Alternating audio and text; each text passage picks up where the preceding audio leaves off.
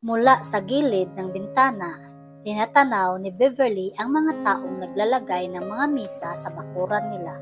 Ngayong araw na ito ang kasal ng Kuya Ricky niya kay Lani, isang kaibigan at dating kamag-aral, at kahit ang resepsyon ay sa kanila gagawin, nagpakater ang mga magulang niya.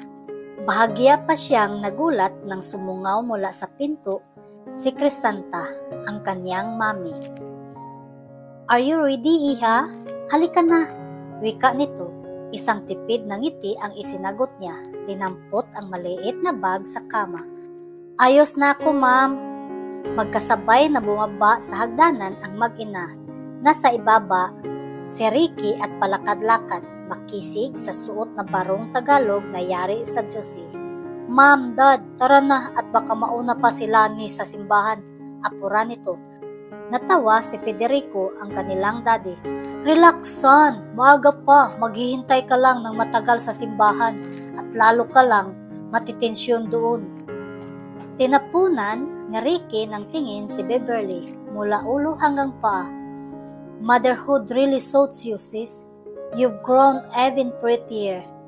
Pagkatapos ay bumahid ang lungkot sa mukha nito. "Alam mo bang ikaw dapat ang maid of honor namin ni Lani?" Muli ang tipid ng ngiti. "It doesn't change a thing, does it?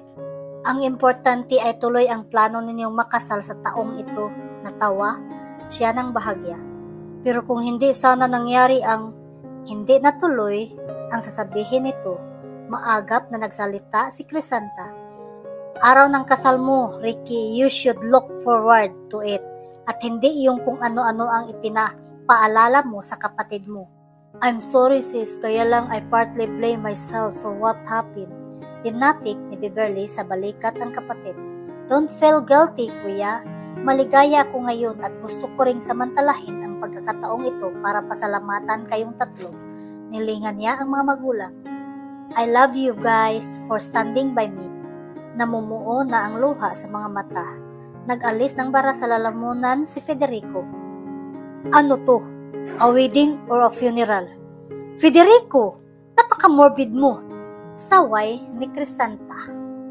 "Kung mayroon man akong ikinalulungkot ay dahil wala dito ang apo ko. Pagkatapos ng kasal, ma'am, dad, magpunta kayo sa Maynila. Palagi na kayong hinahanap ni Rafael, ng apo niyo." "Tiyak yun." Si Federico na nagpatiuna ng lumakad patungo sa pinto. "Oh, tara na, at baka mahuli na nga tayo niyan." Nasa kotse na sila patungo sa simbahan. "Alam mo ba, Iha, na pinadalhan namin ng imbitasyon ang mga Marciano?" sabi ni Crisanta kay Beverly. "I would not mind, ma'am. Wala naman silang alam, di ba?" "Totoo yun, magkaibigan pa rin ang pamilya natin at malimit kanilang kumustahin, Iha," sabi ni Federico na siyang nagdadrive. Hindi na kumibo ang dalaga. Ilang sandali pa at sinapit na nga ng apat ang simbahan. Marami ng taong naghintay roon. Masayang sinalubong ni Jaja at Lily si Beverly. "Beverly!" Bulalas ni Lily. Buong paghangang hinagod ng tingin ang kaibigan. "Sus na sus ang dating mo, tita. Iba na talaga ang taga Maynila, ano?" "Buti na lang at hindi ka abay," sabi ni Jaja. "Kung hindi ay baka hindi lang kami ang talbugan mo, kundi pati ang bride." Natawa si Verly. "Hindi pa rin kayo nagbabagong dalawa. I'm really glad to see you both." "Totoo ba ang chismis na hiwalay ka na raw sa asawa mo?" sabi ni Jaja na bahagyang hininaan ang tinig. Hindi ipinahalata ni Verly ang pagkailang. "Chismosa ka talaga," nakangiting biro niya. "Paano ba naman? Ni hindi mo nga kami inimbitahan sa kasal mo tapos divorce na kayo agad? Ano ba yan? Ganyan na ba ngayon sa Maynila?" saad ni Jaja. Nilapitan ni Crisanta ang tatlo. "O Lily, Jaja, sige na at pumasok na ang bridal car. Maghanda na kayo." "Magkwentuhan tayo mamaya ha, Burley?" pahabol ni Lily. Tumango lamang si Burley pagkatapos ay nagpakawala ng mahabang paghinga. Makalipas ang mahabang sandali ay natapos ang seremonyas ng kasal. Piling mga kaibigan, kamag-anak at mga kakilala lamang ang mga inimbita. Ganon pa man ay napuno pa rin ng mga tao ang bakuran ng mga Isidro. Ang mga bagong kasal ay nakatayo sa may daraanan at sinalubong ang mga dumarating na bisita. Naroon din sa hindi kalayuan ang mga magulang ng mga ikinakasal at kinakausap ang mga kaibigan at kakilala. Nagkakainan na ang mga bisita ng isang Mitsubishi Strada ang pumarada sa may dulo ng driveway. Napako roon ang pansin ng mga tao. Magara ang dating ng 4WD pickup na kulay berdeng lumot. Unang bumaba ang mag-asawang Marciano na agad nagpabangon ng kaba sa dibdib ni Burley. Hindi pa gaanong nakakahakbang ng malayo ang mga ito nang lumabas ang driver ng pickup. Si Rene! Nilingon ni Burley ang mga magulang. Nakita niya ang biglang pagtigas ng mukha ng ama. Ganon din si Ricky na nagtagis ang mga bagang. Kung mayroon mang nakapuna ay hindi masabi ni Burley. Ma'am, please, pagsabihan ninyo si kuya, nakikiusap ako. Tumango si Crisanta at kaswal na lumakad patungo sa kinaroonan ng bagong kasal. Isang pisel sa balikat ang ibinigay nito sa anak at nagpatiunang sumalubong sa mga bagong dating. Nilingon ng dalaga ang ama, Dad, kung paano ninyo pakikiharapan ang mag-asawang Marciano, sana ay ganun din kay Rene. Please Dad, ayokong may mag-isip kung bakit may namamagitang animosity sa inyo. I cannot promise warm reception, Eha, but I will be very civil, ani ni Federico na hinawakan ang nanlalamig na palad ng anak. Bago sinundan si Crisanta. Nakita niyang tumayo si Lani bagamat bantulot ang pagsunod ni Ricky. Hello Rene, this is a quiet happy reunion. Wala na akong mahihiling pa, pareho kayong nandito ni Burley pagkalipas ng 3 taon. Narinig niyang sinabi ng hipag. My best wishes, Lai, kinamayan ng lalaki si Lani. Pagkatapos ay tumingin kay Ricky at yumakap dito. Congratulations, pari, after 5 years kayo pa rin talaga. Iyan ang kaibahan natin, Rene. Tapat akong magmahal at hindi ako naglalaro sa babae. Sagot ni Ricky na bagaman bahagyang ngumiti ay binigyang diin ang mga sinabi. Hindi maunawaan ni Rene pero nahihimigan nitong may ibang kahulugan ang sinabi ng kababata at kaibigan. Kung hindi sa ibang pagkakataon, nasabi yun ay tatawanan lamang ito ni Rene. Lagi nang nagbibiro ng ganon si Ricky kung tungkol din lang sa pagpapalit ng girlfriends ang binata. Samantalang si Burley ay nilapitan ng mga magulang ni Rene. Kumusta ka na, Iha? Sabi ni Mrs. Marciano, ina ni Rene. Kung hindi pa pala ikinasal itong si Ricky ay hindi ka mauuwi dito. Pareho kayo nitong si Rene, halos 2 taon sa Amerika at nang mauwi naman dito sa Pilipinas ay ngayon lang muli tumuntong sa lugar natin. Hello, Burley. It has been a long time.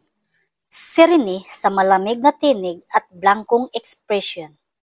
Rene, bagya siyang ngumiti, pilit itinatago ng ngiti ang kaba ng dibdib at panginginig ng mga tuhod.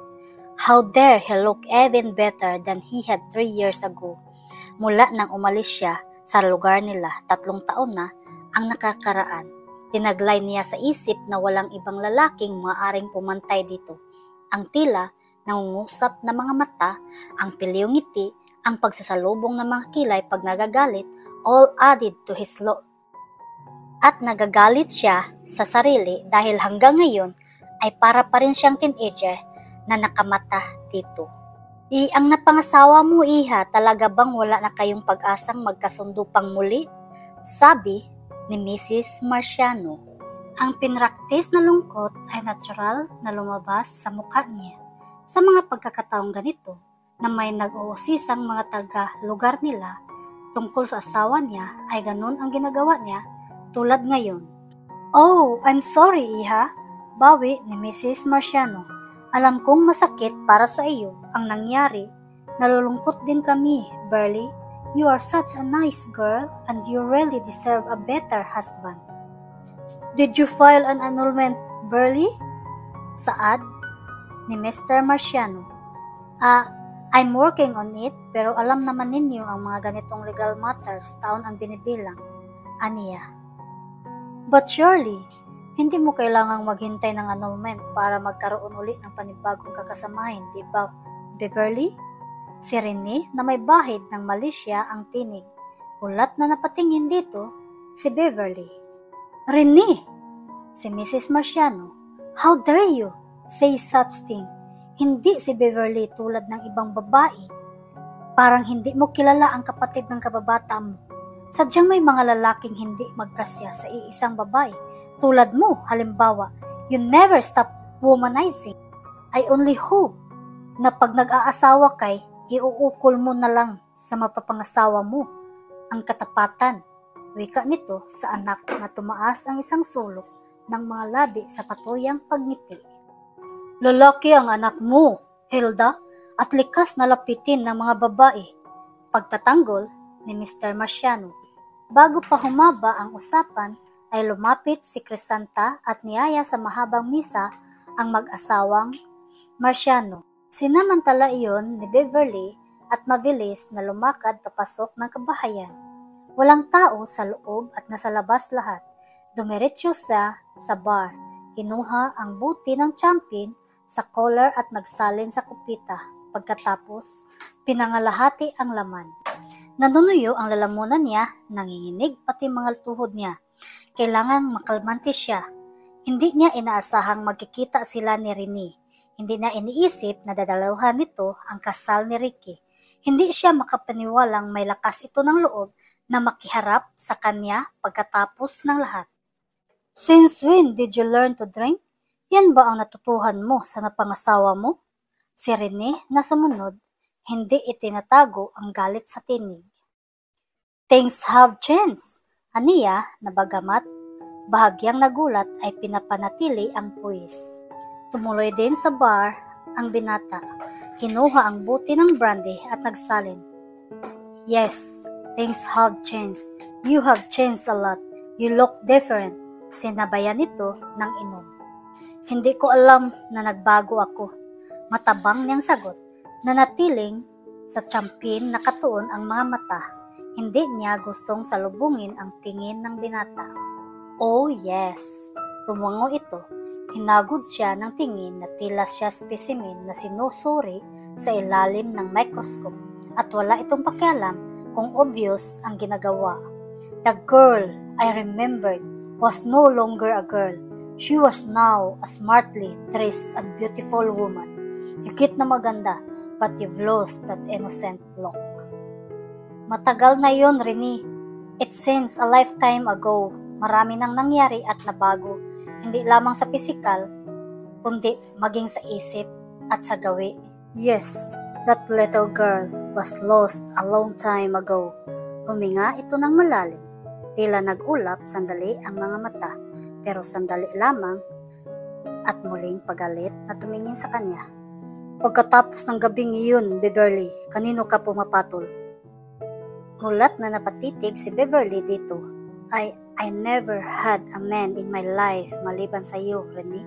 Ang sanay sasabihin niya. Pero isinasaisip na lamang niya. Oh, well, there's no way of knowing. Tulad ng kung paanong hindi mo gustong ipaalam ang tungkol sa atin. The usual, team your act, na paniwala mo kahit ang mama. Sarkastikong wika nito. Sinisikap niyang kontrolin ang galit na pilit umaalpas sa dibdib. Wala kang karapatang magsalita sa akin ng ganyan, Rene. I did not invite you here, sinabi niya sa pinakamalamig na tinig. Hindi mo kailangan gawin yon, sweetheart. Hindi ba? Kusa kaming lalapit sa iyo na tila nga langgam sa asukal. Bakit ba ikaiba ka sa lahat? Kahit sa sarili mong mga kaibigan, you were always so shy, prim and proper. You did not even swoon over me when almost every girl of your age did, when all the while you had a crush on me. Mahusay kang artista, Beverly. Get out, Rene! Hiyaw niya na kumawala ang galit. Kung tutuusin ay ginamit mo ako. Pinagsamantalahan. I was young pero nasa hustong gulang ka na noon. You took advantage of me. Tumaas ang kilay ng lalaki. Really? Tuya nito. You were more than eager sa pagkakatanda ko. You could not get enough of me. And how old were you then under the moonlight that night? Pinamulahan ng mukha si Beverly sa galit at pagkapahiya. I hate you! Baling niya dito sa nag-aapoy na mga mata. Tumayo siya upang lumabas, subalit mabilis siyang nahawakan ito sa braso at marahas na ibinalik sa bar. Tumama ang balakang niya sa stool at napangiwi siya sa sakit. Nakakulong siya sa mga braso ni Rene. Kung nagagalit siya ay nagagalit din ito. Nararamdaman niya ang init ng galit nito at kung bakit ay hindi niya maunawaan. Sinabi mo rin sa akin yan noon sa batis, diba? Kinasusuklaman mo ako pero hindi ka napigil noon sa pamimilipit sa ilalim ng mga yakap at halik ko while we made love for hours. Oh? Yes, oh. Pagalit nitong gagad pagkatapos ay patuyang umiti. You gasp, moan, sigh, and breathe under me, sweetheart. At hindi ko kailanman nalimot ang gabing yun. It was a delicious truth. Nanlalambot na napaupo sa stall ng bar si Beverly. Hindi niya kayang salubungin ang galit nito. Naalala mo rin ba yun, sweetheart? Sinabi nito ang endearment na tila siya kasuklam-suklam. Oh, stop calling me that, protesta niya sa nahahapong paraan. Nagpapaalala lamang yun ng mga masasakit na pangyayari. Marahang tumawa ang binata. Haha, nakadarama ako ng dihaw. Sinabi mo na rin sa akin yan noon, more than 5 years ago, sa ilalim ng punong mangga, sa duyang yantok. Nariyan pa ba yun? She bit her lower lip hanggang sa pakiramdam niya'y gusto nang magdugo nito.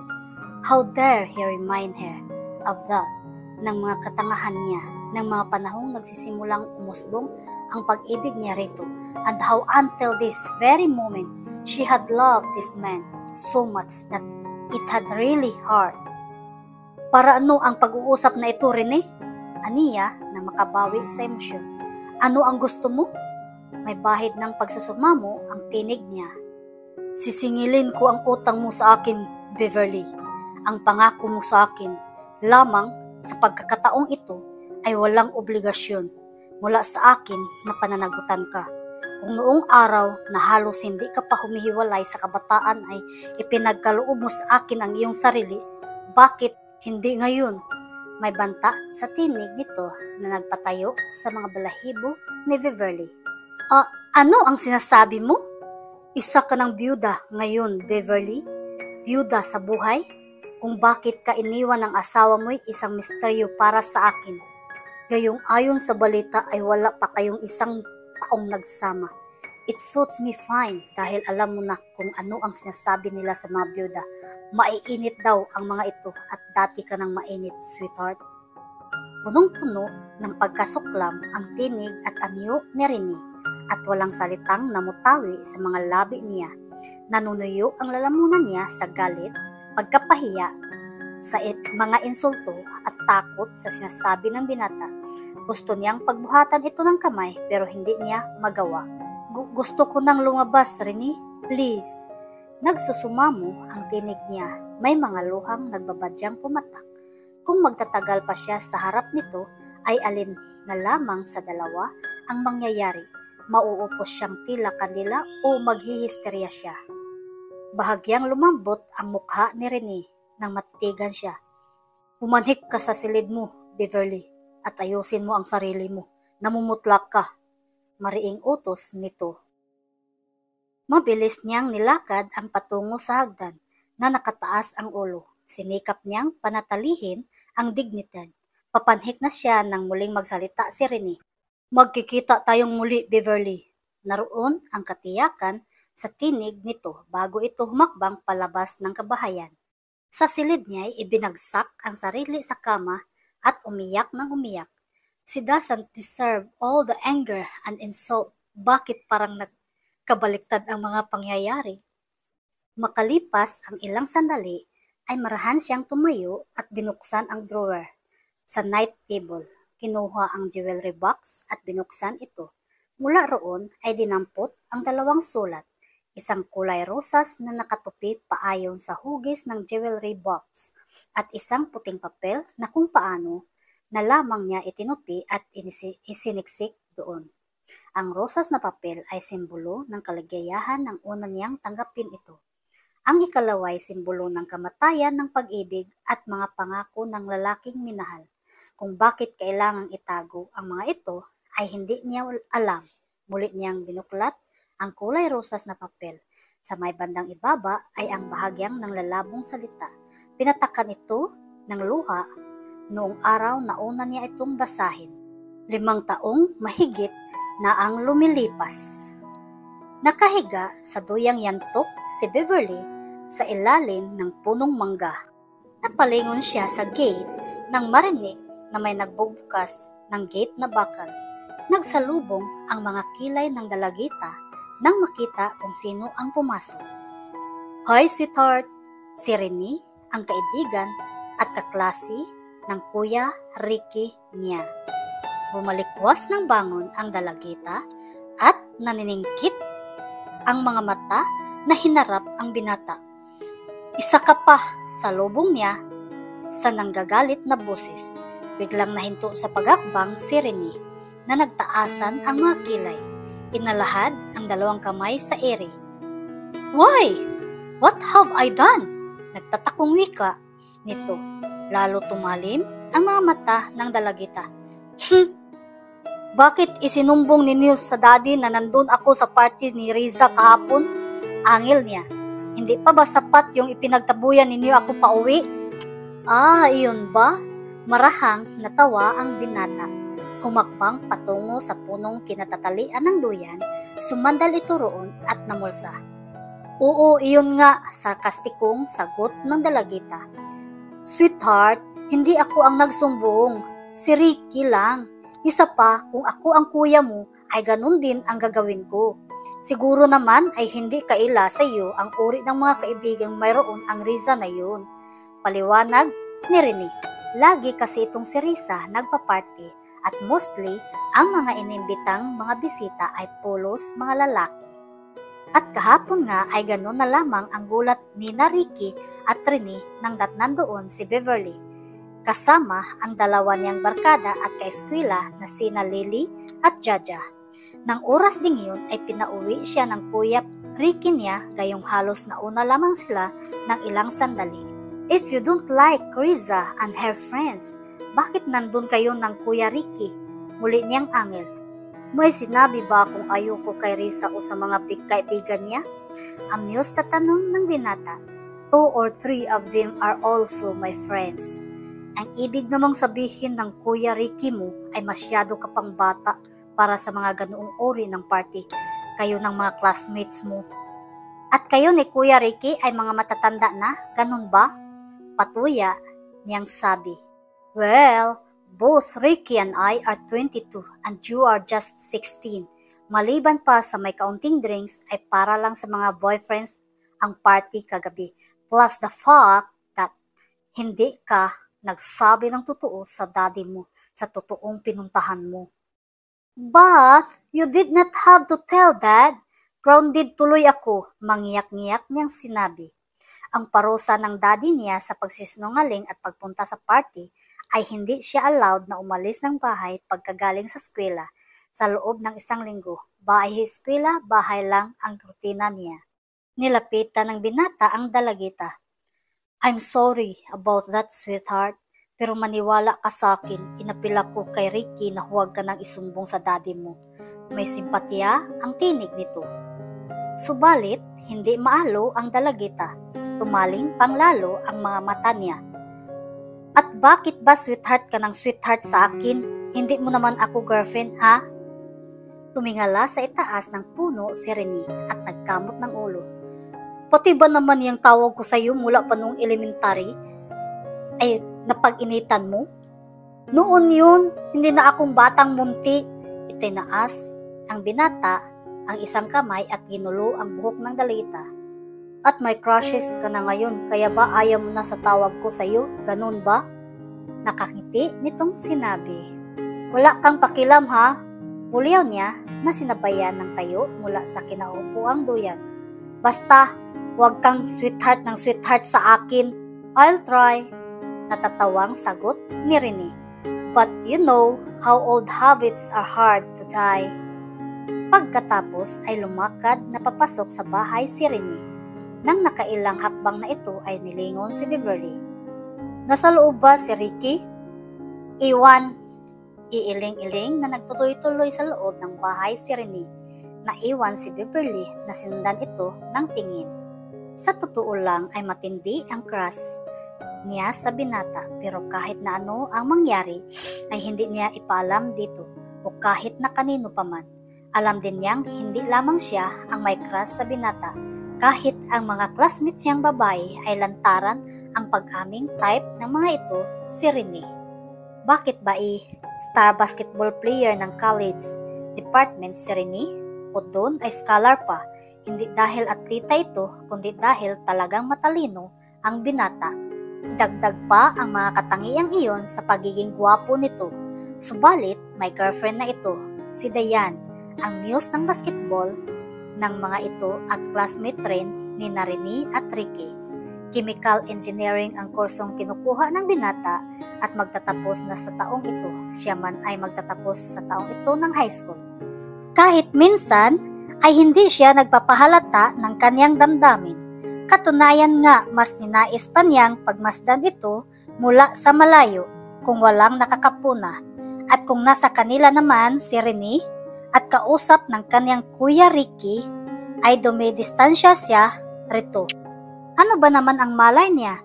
Nasa dinami-dami ng lalaking nakilala mula nung nagdalangita siya ay kay Rene pa lang siya nagka-crush. Marami namang manliligaw sa kanyang mga kaklase at schoolmates pero binastid niyang lahat ang mga iyon. Para sa kanya, tutoy ang mga ito kumpara kay Rene. At habang tumatagal ay lalo niyang nararamdaman na sumisidhi ang paghangang iniukol niya sa kaibigan ng kaklase ng kanyang kuya Ricky. Subalit, pilit pa rin niyang ipinapasok sa isip na lilipas din yun, na isa lamang yung puppy love at hinihintayin na lamang niyang mawala ang damdaming iyon ng kusa.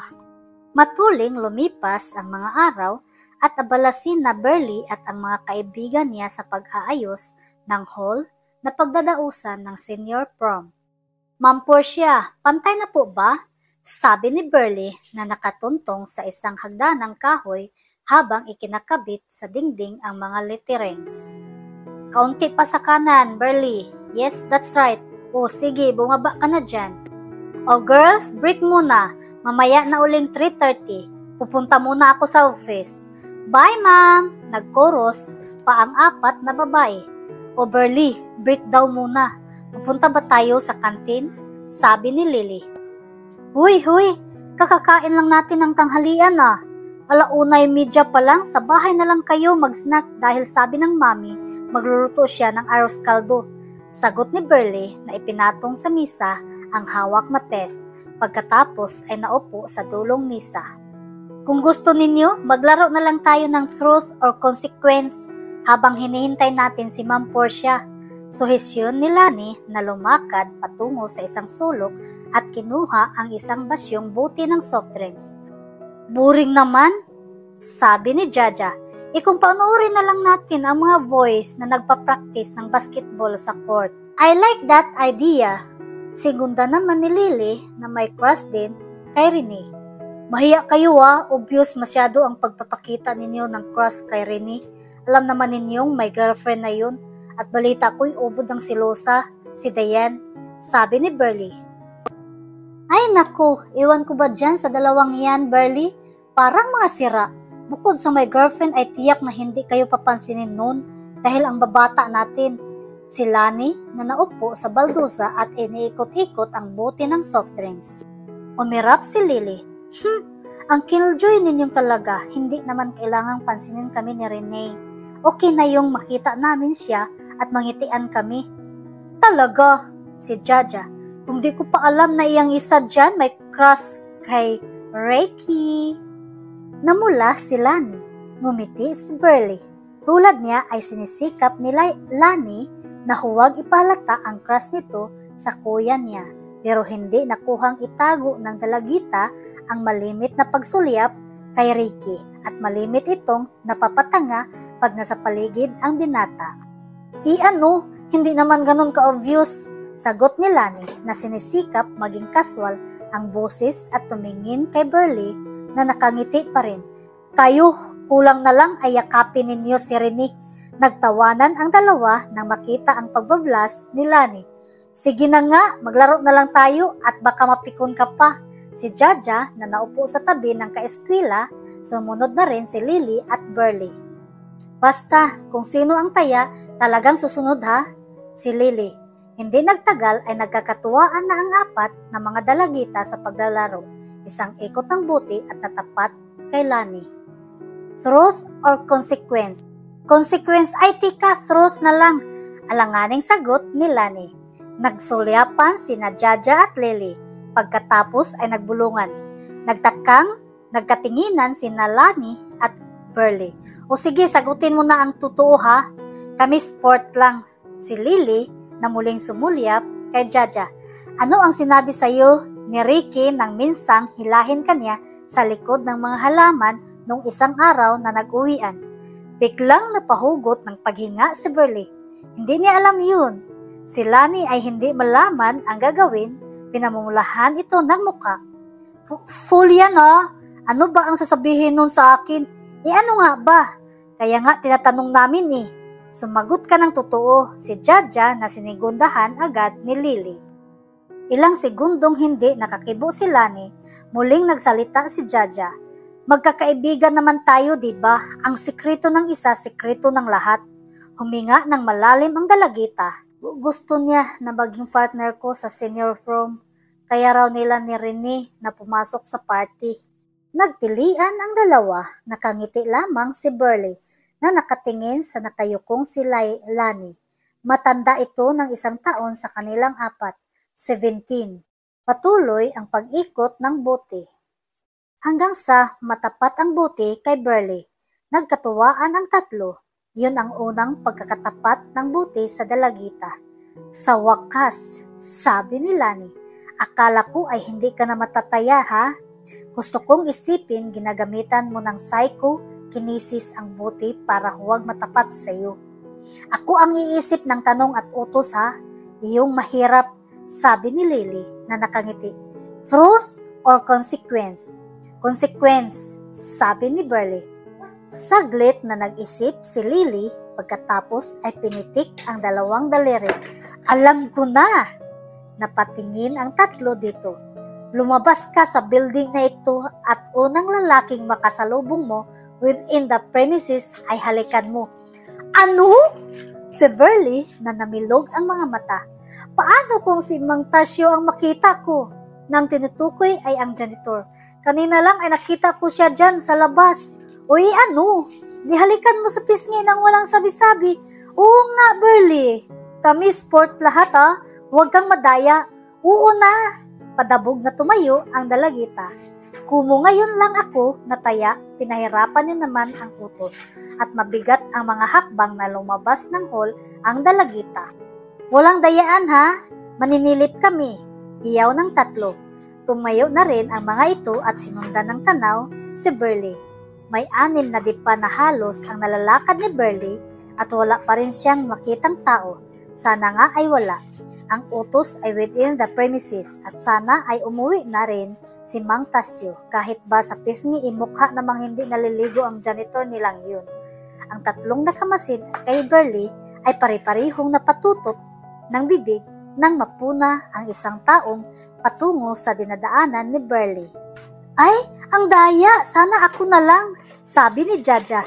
Shhh! Saway ni Lily. Huwag kang maingay, magtago tayo. Nagulat pa si Burley nang sa pagtaas ng mukha niya ay makitang makakasalubong niya si Rene. Napahinto siya sa paglalakad. Rene! Bulalas ng dalagita. Sunod-sunod ang tahit ng dibdib niya. Of all the persons in the world, pwede namang ang kuya Ricky niya. Burley! Bakit para kang nakakita ng multo dyan? Si Rene na nagtaka sa pagkatigagal niya. Hindi malaman ng dalagita ang gagawin. Nilingon ang tatlo sa building. Nakita niyang suminyas ang mga ito na gawin ang utos bago muling umatras. Sinundan ni Rene ang nilingon niya. Sinalani ba yun? Tapos na ba kayong mag-decorate ng hall? Ang kuya ko. Nagkakandautal siya. Paano ba niya lulusutan ito? Kanina pa, pauwi na nga rin ako eh. Kanina pa tapos ang practice at ako na lang ang nahuli. Bakit ba? Isang lingon pa uli sa tatlo ang ginawa ng dalagita. Naiinip na ang mga ito. Siya naman ay parang gusto nang maiyak. What's wrong, sweetheart? Muling tanong ng binata na nagsasalubong ang mga kilay. May problema ba sa loob? Rene, naglalaro kasi kami ng truth or consequence. Ako ang taya. Oh? At ano ang inuutos sa'yo? Nagyuko ng ulo ang dalagita. Huminga ng malalim bago alanganing tumingin dito. To kiss you. Rather kung sino ang kauna-unahang makita kong lalaking dadaan dito. Sandaling hindi nakakibo si Rene. Napatitig sa dalagita pagkatapos ay ngumiti. Really? Well, I'm glad na ako ang napadaan. Muling sinilipan ang kinaroonan ng tatlo na biglang nag-aatrasan patago. Wala bang ibang paraan para makalusot ka sa utos sa'yo? Amyos na tanong ng binata. Iling ang sinagot ng dalagita. They were also sport pagdating sa turn nila. Mahinang sagot niya. Ilang segundong katahimikan ang lumipas. Maya-maya ay kumislap ang mga mata ni Burley at tumingala sa binata. May paraan, Rene. Yes, may paraan, aniya. Tumaas ang mga kilay ni Rene na bahagyang ikiniling ang ulo. Pwede kang tumanggi. Sasabihin ko sa kanila na hindi mo gustong halikan kita. That you don't like to participate. Yes, that's it. Tinitigan ng binata ang dalagita. Noon lamang hustong na pagtuunan ng pansin ng binata si Burley. Para dito, kapatid na rin ang turing nito sa dalagita. Dahil nga matalik nitong kaibigan, si Ricky, since elementary days.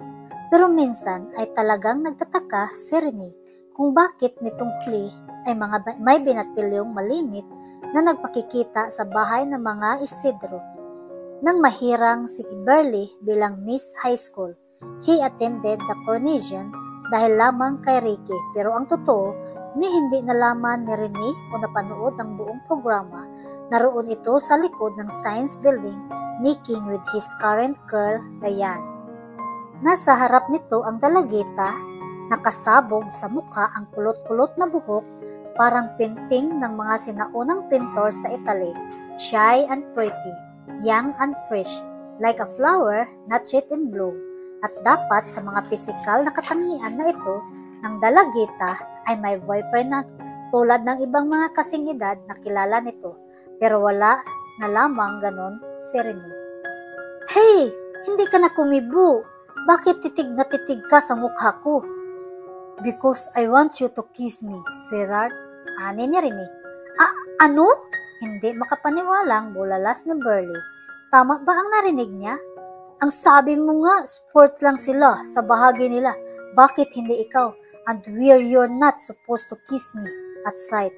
The mere fact na sinasabi mo sa akin, ito ay nandaya-daya ka na. Pagkatapos ay gusto mo pang umiwas. You cannot cheat, can you? Nakangiting sinabi nito. Pero hindi siya makaapuhap ng sasabihin. Sa palagay niya ay nanlamig ang buo niyang katawan. Sweetheart, I've never been serious in my whole life.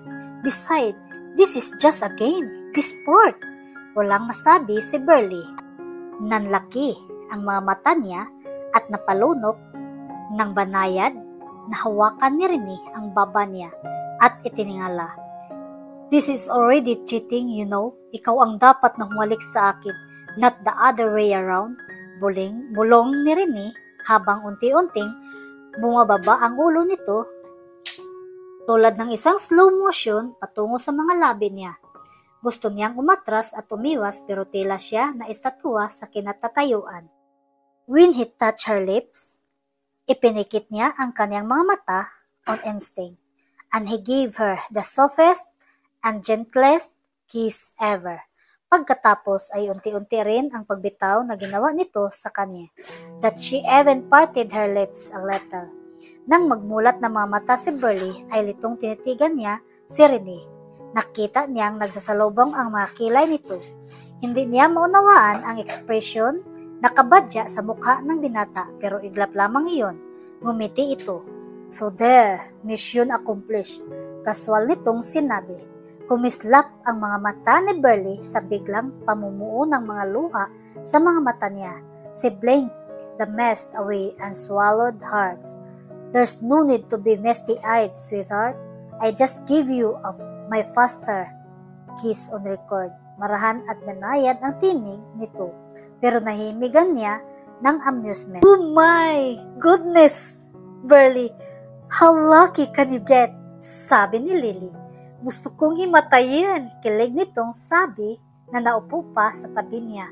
Oh there, bakit hindi sa akin natapat ang utos na yun at sa oras ding yun? Pwede ko sanang itali sa diary ko na ang first kiss ko ay ang crush kong pinakagwapong lalaki sa buong campus. Sabi naman ni Jaja. Anong first kiss mo? Nagbibiro ka? Huwag mong sabihin hindi ka pa nahalikan ni Jimmy. Sabi ni Lani na natatawa. Spoil sports, angel ni Jaja. Basta talagang naiinggit ako sa halik na yun, Burley. Hus, halik ba yun? Dampi lang pangangatwiran ng dalagitan. Sunod-sunod pa rin ang kabog ng kanyang dibdib. Dampi? That was 4 seconds to be exact. Oh there, it was like watching a romantic dream. Like Lancelot and Guinevere and Prince Charming to Sleeping Beauty. So kilig talaga, Burley. O sige na, kilig na kung kilig. I'm only sorry na hindi ganun ang nararamdaman ko. Aniyan na wala sa loob na inikot-ikot ang buti ng soft drinks. Tinitigan siya ni Lily at Jaja. Si Lani ay tahimik lamang na nakamasid at ngiti-ngiti. Alam mo, sa lahat sa ating apat, ikaw pa lang ang minsan man ay hindi pa nagkaka-boyfriend.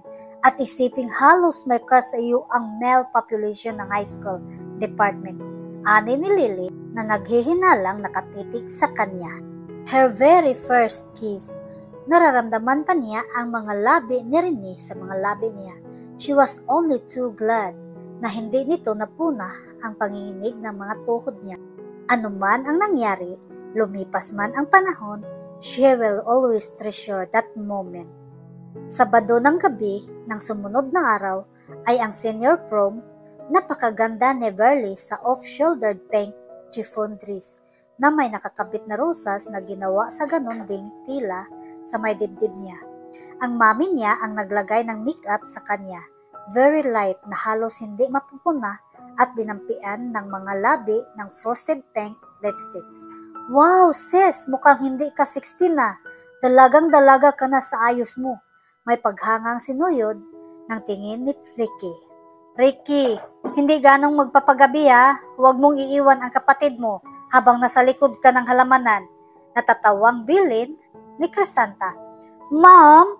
Nilingon ng binata ang nagtatawang si Crisanta. Pinagkalumpunan kagad si Burley ng mga voice na bawat isa ay nagnanais na maisayaw siya. Ilang tugtog ang walang hinto niyang isinayaw from slow drag to rock at nag-i-enjoy siya. Idagdag pa ang mga papuri ng mga kasayaw. Kasalukuyan niyang nakasayaw ang presidente ng student council nang lapitan sila ni Rene. Excuse me, pwede ba ako ang magtuloy pare? Nakangiting wika nito sa partner niya na bagamat gustong tumanggi ay nagbigay. Abot-abot ang tahip ng dibdib ni Burley nang hapitin siya ni Rene at pumagitna sila sa bulwagan sa salyo ng Tales from the Vienna Woods. Para kang bulaklak na pinagkakaguluhan ng mga bubuyog, sweetheart. You never miss a single piece. Bakit ka narito? Formal niyang tanong. Ang kuya niya ay nasa labas at kausap si Lani. I'm surprised. You asked me that. Tiya ko ang principal ng high school. Nalimutan mo na ba? Ayun siya oh. Inginoso nito si Mrs. Peralta na kasama ng ibang mga guro. You are looking good, sweetheart. As if you are celebrating your debut. Wika nitong nangingislap ang mga mata. Hinapit nito ang dalagita. Hindi niya magawang sumagot ano ba ang sasabihin niya. Ang tanging alam niya ay magkadikit silang dalawa. Nasasamyo niya ang panlalaking kulon nito and it's tickling all her senses. Nagagalit ka ba sa akin dahil sa nangyari kahapon? Tanong ni Rene na ipinagkamali ang pananahimik niya. Umiling siya. Hindi. It was just a game, was not it? Sagot niya sa malamig na tinig. Inulit lamang ang sinabi ng binata kahapon. Amused nang umiti ang binata. Don't go sophisticated on me, sweetheart. Maaring mukhang dalaga ka na sa ayos at suot mo, but you are still my sweet 16. Hindi mo kailangang lagyan ng yelo ang tinik mo. Siguro nga, dahil hindi mo alam ang mga isasagot ko sa mga sinasabi mo, maliban sa gusto kong itanong kung bakit ka gumamit ng possessive pronominal adjective na para bang pag-aari mo ako. Malakas na tumawa si Rene na ikinalingon ng mga ibang nagsasayaw sa kanila. Speaking like a valedictorian, may lang ang ginamit ko. Kung ano-ano ng term ang sinabi mo. Huminto ito sa pagsasayaw at hinila ang dalagita palabas. Saan mo ako dadalhin? Ano ba, Rene? Sa labas, mainit dito at tinitigan na ako ng masama ng Tita Gwen. 5 minutes lang kasi ang paalam kong nasa loob. Ang kaso, hindi naman ako makasingit sa mga nakapaligid sa iyo dahil hindi naman ako senior high. Para siyang pinipilit sa gusto sa paghilang, iyon ni Rene sa kanya. Lumabas sila sa may halamanan kung saan may mga bench na bato. Naupo si Rene pero nanatili siyang nakatayo. Maupo ka, hindi ka ba nangangawit niyan? Baka hanapin ako ni Kuya, aniya na lumingon sa pinanggalingan nila. Abala siya sa pagkikipag-usap kay Lani. Don't worry. Sumandal si Burley sa isang poste ng building. Tumayo si Rene. Itinukod ang isang braso sa poste sa ibabaw ng ulo ni Burley habang itinataas ng isang kamay nito ang mukha niya. You are only a baby. Kung hindi lang, liligawan na kita. Bulong nito sa kanya. Marahan nitong pinaglandas ang forefinger sa pisngi ni Burley. Come on, lover boy. Don't be cradle snatcher. Anang tinig sa likuran nila. Nilingon ito ni Rene. Dayan, anong ginagawa mo rito? May bahagyang iritasyon sa tinig ng binata. Galing ako sa inyo, sinabi ng mama mo na nandito ka nga raw. Pati ba naman ang parte ng mga bata, Rene? Pinatulan mo pa? Sinulepan ni Dayan si Burley na hindi pa rin makakilos. Nginitian siya. Sige na, Burley, bumalik ka na sa party ninyo. Don't let this guy spoil it. Pati ba naman ikaw ay kinatatalo nito? Wika nito sa friendly voice. I'll take you back there, Burley. Si Rene na akmang hahawakan siya sa braso, subalit pinigil ito ni Dayan. She won't get lost, Rene. At tumawa ito ng marahan. Sige, maiwan ko na kayo. Tuloy na sa paglakad ang dalagita na hindi lumingon. Nagsisilo siyang isiping magkasama ang dalawa, parang may bahagi ng dibdib niya na hinihiwa ng isang patalim. Oh dear Lord! She could not be in love with Rene. Crush lamang ang nadarama niya para sa binata at lilipas din yun kaya hindi totoong nasasaktan siya. Paulit-ulit niyang ipinasok sa isip niya. Hanggang sa makauwi sila'y, iyon pa rin ang iniisip ni Burley. Lalo na ang sinabi ni Rene na kung hindi lamang bata pa siya ay liligawan siya nito. Bakit ganon? Magkasing edad lamang ito at ang kuya niya pero kasintahan na ng kapatid si Lani at 1 taon lang naman ang tanda ng huli sa kanya. Nag-alala kaya si Rene dahil kaibigan nitong matalik si Ricky? Hanggang sa makatulog siya ay iyon lang laman ng isip niya. Dumating ang araw ng graduation. Valedictorian siya samantalang cum laude si Rene. Batian at kamayan at kung ano-ano pang kwentuhan pagkatapos ng commencement exercise. Ang mga magulang niya ay kausap ng mga magulang ni Rene at ang principal. Si Ricky ay kausap si Lani at ilang mga newly graduate. Basta pumunta kayong dalawa sa amin ha, dahil naghanda ang mami ko. Imbitan niya kina Lily at Jaja. Tiyak yun masarap yatang mag-spaghetti ang mami mo, sabi ni Jaja. Excuse me girls, si Rene na humalo sa kanila. Hinawakan sa braso si Burley. May sasabihin lang ako dito sa sweetheart ko.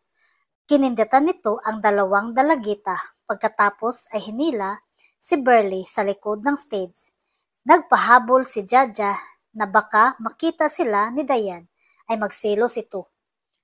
Bakit ba bahagya siyang pangil upang hindi malata ang kabang nadarama sa tuwing lalapit ang binata? Baka nga makita tayo ni Dayan ay pagsilusan pa ako noon. Oh there, ang corny niya talaga. Forget her, kahit bago pa ang senior prom ay nakipag-break na ako sa kanya. Sagot ng binata na may dinukot sa bulsa. Nakadama siya ng galak sa sinabi nito. May katotohanan man yun o wala, ay hindi mahalaga. Ang batang puso niya ay naniniwala. At ang isa pang ipinagtataka niya ay ang pag-uukol nito ng pansin sa kanya nitong mga nakaraang araw. Congratulations, ani ni Rene na inabot sa kanya ang isang rectangular box na malapad lamang ng kaunti sa lagayan ng Parker ballpen. Ano ito? Para sa iyo, graduation mo. Nakangiting sagot nito. Sinikap niyang maging kaswal. Magre-regalo ka rin lang, ang liit pa ng kahon. Natawa si Rene. The most precious things in the world are wrapped in small package. Umirap siya. Oo na, at ano naman ang laman nito? Pumormal si Rene. Sa inyo mo nabuksan yan, sweetheart. Binili ko yan mula sa sarili kong allowance. It may not be very expensive, pero ang tooth na nakapaloob dyan ay higit pa sa mamahaling regalo. Well, thank you, Rene. Nakakahiya sa iyo, wala akong regalo. You already give it in advance. He spoke huskily habang nakatitig sa mga labi niya. Namula ang dalagita. Hindi man niya itanong ay alam niya ang ibig sabihin nito.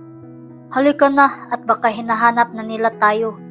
Muli siyang hinila nito pabalik sa karamihan. Mula sa isang grupo ay hindi niya napuna si Dayan na sinundan sila ng tingin at sa munting kahong hawak niya. Pagkauwi sa bahay ay binuksan ni Beverly ang regalo na galing kay Rene. Isang kulay pink na papel ang una niyang nabungaran na nakapaibabaw. Inangat niya ito at natambad sa kanya ang isang gold chain bracelet. Naka-engrave doon ang pangalan niya at may R sa dulong kanan. Oh, Rene. Gusto niyang maiyak sa nag-uumapaw na kagalakan. Ikinabit niya sa kanang braso ang pulseras at pagkatapos ay saka pa lamang dinampot ang kulay rosas na papel. Sulat para sa kanya. Sweetheart, I have always treated you like a kid sister and never thought otherwise until that fleeting kiss and my world has turned upside down. I've kissed a lot of girls, I already have lost count, but believe me, nothing can ever compare to that single and fleeting kiss we shared one lazy afternoon, regardless of the reason why it was given and received. Sure, too, it aroused millions of emotions that I myself could not even put a name into it.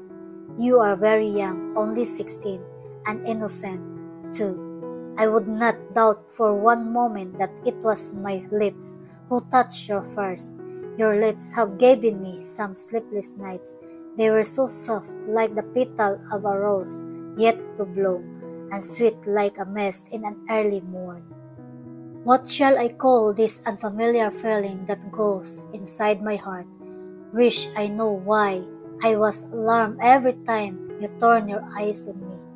If there's one thing I'd like to do now, then that is to shake the sands of time. Shake it faster and find you'd still be here, waiting, beautiful and with eyes that are those of the doves. But it would be unfair to you. One old adage says, a dreamer can be forgiven, but not a fool. I may be the latter for writing and telling you this without really knowing you will understand, but I'm leaving us to time and fate, sweetheart. Till then, R. Rene. Binulong ni Burley ang pangalan ng binata. Isang luha ang kumawala at pumatak sa hawak niyang papel. Maingat niya itong pinahid. muling itiniklop, ibinalik sa kahon at inilagay sa drawer ng night table. Hindi niya kayang pakitunguhan ang damdamin, nag-uumapaw sa puso niya. Gusto niyang maghisterya. Ano ang ibig sabihin ni Rene? May pagtingin din ba ito sa kanya? Ano kung 16 lang siya? Hindi naman ibig sabihin nun ay mag-aasawa na sila. Bakit ang kuya, Ricky niya at si Lani? Ang sabi nito sa sulat ay hindi nito alam kung maiintindihan niya. Talagang hindi at bakit kailangan niyang maghintay. Hi Burley! Kanina ka pa namin hinahanap. Isinasama kasi ako ni Ricky kina Rene. Doble ang celebration kina Rene ngayon, Burley, dahil sa graduation at aalis na ito bukas ng umaga patungong Maynila. Inirekomenda kasi ito ng tiyo niya bilang apprentice sa isang malaking company. Tuloy, magre-review na rin para board, paliwanag ni Ricky.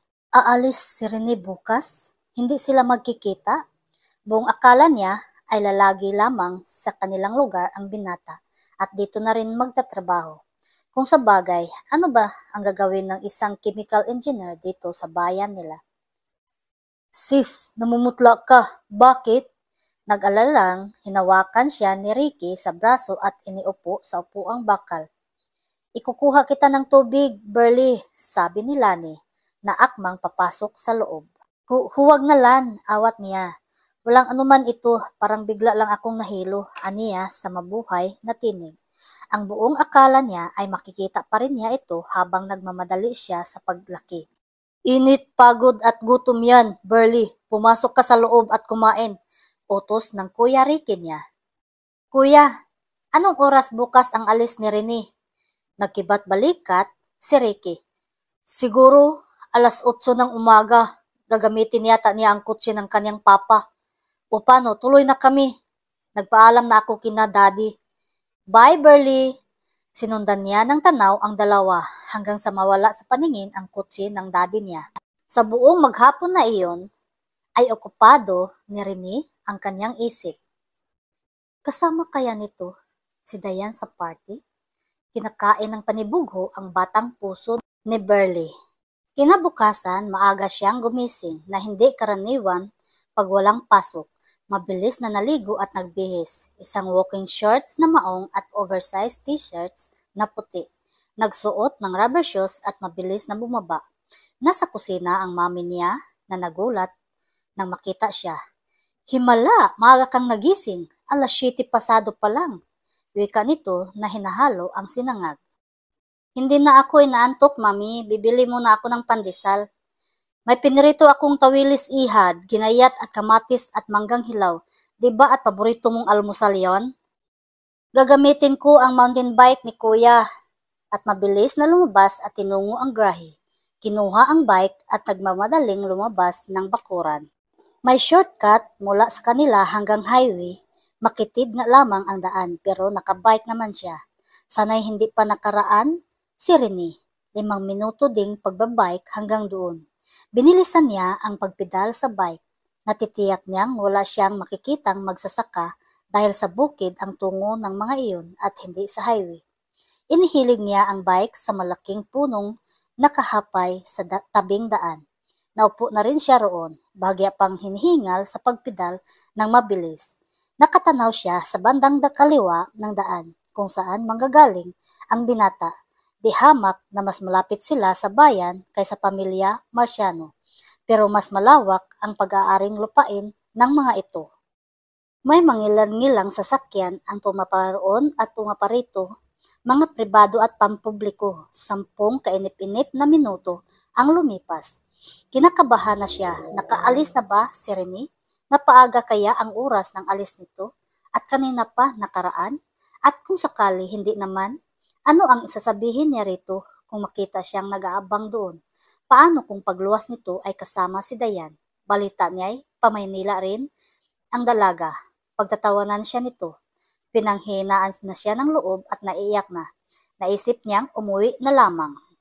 Itinayo niya ang bike nang sa paglingon niya sa karsada ay siya namang pagdaan ng kotse, sinakyan ni Rene. Kumaway siya pero mabilis ang takbo ng sasakyan. Nanlumo siya sabay ng paghikbi. Hindi pa siya napansin ni Rene. Pinapahid niya ang luha sa pisngi nang marinig niya ang langit-ngit ng preno sa malayong unahan. Huminto ang kotse at ngayon unti-unting umatras. Halos marinig na ni Burley ang pintig ng dibdib sa kaba. Ano ang sasabihin niya?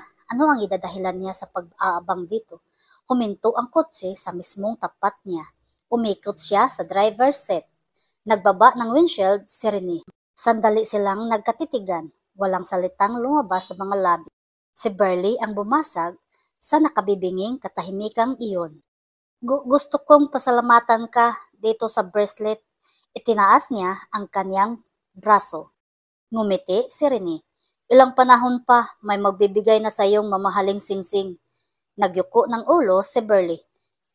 Hindi ko tatanggapin, aniya. Pagkatapos ay muling tumingin sa binata. Hindi malinaw ang ipinahiwatig mo sa sulat. Huminga ng malalim ang binata. Tumingin sandali sa harap ng daan.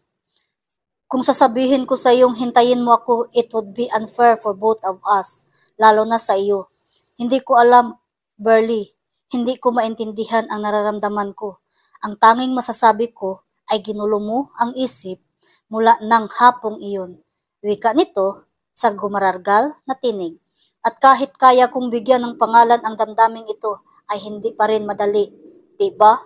Tumango si Burley. Siguro, pero gusto ko pa rin sabihing maghihintay ako. Malungkot ang mga ngiting ibinigay ni Rene. Sinasabi mo lang yan ngayon dahil bata ka pa. Bata pa rin ako pero sumulat ka. Maghihintay ako, Rene. Wala akong maipapangako sa iyo. Wika nito sa malalim na tinig. I'm not asking for any promises.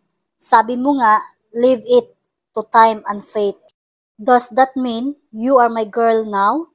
Paniniyak ng binata. Nahihiyang tumango ang dalagita. Ginagap ni Rene ang palad niya at pinisil. Hindi ka tatanggap ng ibang manliligaw? I will not even look at them. Ngumiti siya. Sweetheart, bulong ng binata. Itinaas ang kamay at inabot ang batok. Yumuko si Burley. Isang damping halik lamang ang balak ibigay ni Rene, but she slightly parted her lips and the kiss lingered. So tender and soft, an unadulterated kiss. Hindi ganong nagtagal iyon at inilayo ni Rene ang mukha niya. I'll give you a better kiss than that when I come back. Nakangiting wika nito sa tinig na tila bagong gising. Huwag kang magpahalik kahit kanino. Pumormal ito sa huling sinabi. Goodbye, Rene. Don't expect letters, just cards. Kinindatan siya at isinara ang windshield. It was 2 months after bago siya nakatanggap ng card mula kay Rene. Just to say hi and hello and missing her. Walang return address na ipinagpapasalamat niya upang di magtanong ang mga magulang kung sakaling ang mga ito ang makatanggap. Rene is sending her cards constantly, dropping a line or two sa naroon ng dedication sa card. Nasa kalagitnaan na ang semester nang tanggapin niya ang card na iyon, na mahaba ang nakasulat sa kaliwang bahagi ng card. Hi, took review classes today and so is Diane, who also made her way to the company as chemist. Miss you so much, R. Para sa kanya ay iyon ang pinakamasamang balitang tinanggap niya mula kay Rene, ang malamang magkasama ang dalawa sa parehong trabaho at review. Hindi niya mapigil ang sariling manibugho pero ano ang magagawa niya? Magkalayo sila. Nasa 2 taon siya sa kolehiyo nang lumabas sa periodiko ang mga pangalang nakapasa sa board bilang mga chemical engineers. Pang-5 si Rene sa top 10. Si Diane naman ay pumasa rin. Hindi niya maiwasang hindi makadama ng pagmamalaki. Dangan nga lamang there's no one to share the joy with. Biyernes ng hapon nang ibalita sa kanya ni Ricky na nooy nagtatrabaho sa bangko sa bayan bilang junior clerk kung saan manager ang daddy nila, ang tungkol sa gagawing selebrasyon ng mga Marciano sa pagkakapasa ni Rene sa board. Sabado ng gabi ang party at uuwi ang binata. We are invited sis. Siyempre naman isasama ko si Lani. Gusto mo bang sumama? Tanong ni Ricky. Siyempre, nakangiti niyang sagot. She would not miss it for the world. After 2 years, ay ngayon lang uli umuwi dito sa kanilang lugar, si Rene. She painstakingly took a hard time to choosing what to wear that Saturday night. Probinsya iyon, how would she fare sa mga Manila girls na nakatagpo na rin sa Maynila? Finally, napili niya ang isang pieces long skirt and bias cut na summer print. Ngayon lang kita nakitang inabot ng ganyang katagal sa pagpili ng isusuot, Burley. Si Crisanta na pumasok sa silid niya, itinuon ang mga mata sa mga damit niyang pinagpilian na nasa kamang lahat. Ma'am, this is my first party in 2 years. Agad niyang dipinsa at tumalikod upang huwag mapuna ng ina ang pamumula niya. Kung sa bagay, well, you really please us, darling. Nangako ka sa amin ng daddy na hindi ka magpapaligaw hanggang hindi makapagtapos ng kolehiyo, and you just did not know how you made us happy. Kayo lagi ni Ricky ang pinag-uusapan namin ng daddy mo. You both made a vow at pareho ninyong pinagsisikapang tuparin. Okay lang ma'am, wala naman talaga akong gusto sa mga manliligaw ko. And I really intend to finish my schooling, aniya na naglagay ng maskara sa mga pilik mata. You are beautiful, Burley, and glowing. Talaga bang wala ka pang nililihim sa amin ng daddy mo? Mula sa ibaba ay tinawag na siya ni Ricky na bumaba at aalis na sila. As usual, dinaanan muna ng kapatid ang kasintahang si Lani bago sila nagtuloy sa bahay ng mga Marciano. 8:00 na ng gabi sila nakarating, and at that precise moment ay noon rin lang dumating si Rene, halos nakasunod lang sa pagparada ng kutseng sinakyan nila. Isinasara niya ang pintuan ng likurang upuan nang makita niyang kasama ni Rene na bumaba sa kutsi si Dayan. Naka-miniskirt ito at kahit na sinong lalaki ay hindi maaring hindi maakit dito para itong fashion model na lumabas mula sa pahina ng magasin. Parang binuhusan ng malamig na tubig ang excitement niya nang makita si Rene. Tila siya basahan kung ikukumpara kay Dayan at isiping ilang oras siyang nasa harap ng salamin. Hindi pa siya halos nakabawi sa pagkabigla ay nakita niya nang ipulupot ni Dayan ang mga kamay nito sa liig ni Rene at sa harap ng ilang mga bisita ay naghalikan ang dalawa. I'll borrow your car, darling. Uuwi muna ako sa amin, then I'll be back. Malambing nitong sinabi kay Rene matapos ang scandalous case na yon. Bubuksan na lamang nito ang pinto ng kotse nang mag-angat ng ulo at kumaway sa kanila. Oh, hi there, Ricky, Lani, Burley, good to see you again. Masigla nitong bati na sinabayan ng ngiti bago pumasok ng kotse. Nakangiting nilapitan sila ni Rene. Halos hindi humihinga si Burley. Kinamayan at niyakap ni Ricky ang kababata at kaibigan. Congratulations, pare ko. Full-fledged chemical engineer ka na ngayon. Maliban kay Dayan, ilan ang chicks natin ngayon? Malakas na tumawa ang binata. Hi, Lani. Kayo pa rin ba? Ngiti lamang ang isinagot ni Lani. Si Patrick ang nagsalita. I was good, pari. Hook, line, and sinker. Walang kawala. Muling tumawa si Rene. Sinulyapan siya nito at biglang pumormal. Noon lumabas ang mag-asawang Marciano at niyakag sila sa loob. Hinawakan siya ni Rene sa braso. Hi, kumusta ka na? Bulong nito. Hindi niya magawang sumagot. Mabilis siyang lumakad at sumabay kina Ricky at Lani sa pagsasalubong ng mga kilay ni Rene.